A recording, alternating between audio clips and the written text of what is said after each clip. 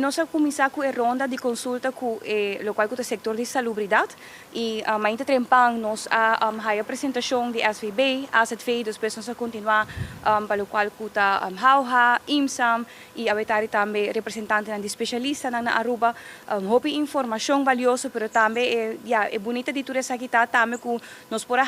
hopi lihe em cart viaja mais, hopi de retornar e oportunidade na kuting dentro do setor da conosci básica nós, pero também de situação atual. Então, nós por aí vista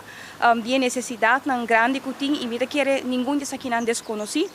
mas ainda hora que nós abrimos for a apresentação de dados de SVB, nós por aí hobby claro que o desenvolvimento viaja mais confirmando o desenvolvimento e necessidade de nossa população, ora que nós temos vergrijzing assim grande e esse também está acoplado diretamente na necessidade também para o qual está a área de salubridade. Nós temos desenvolvimento positivamente a tomar lugar em alguma área e setor, mas também nós sabemos que tem inversão grande que é necessário, como se vai guardar assim, nós pensa hasta riba cambia de lo qual kuta lei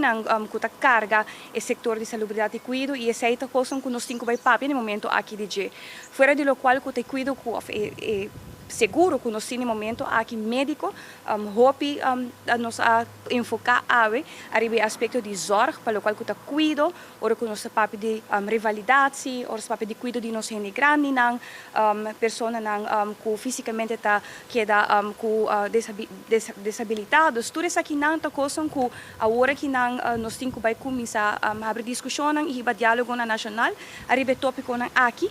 para nós por começar não somente não ideia só mais, ideia tem hobby, pero trabalhar a execução também de caminho necessário.